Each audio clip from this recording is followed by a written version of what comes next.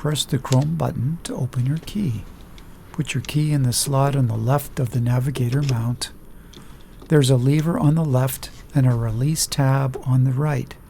First, pull out the lever on the left. If you have trouble reaching in from the left, try reaching over the top. Push the lever out.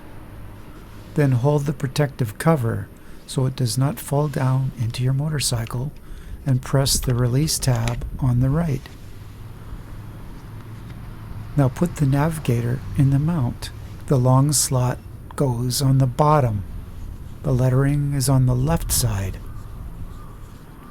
My navigator does not make a click when it is seated.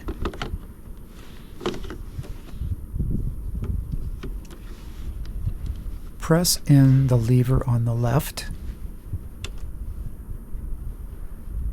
Make sure it's in all the way, and take out your key.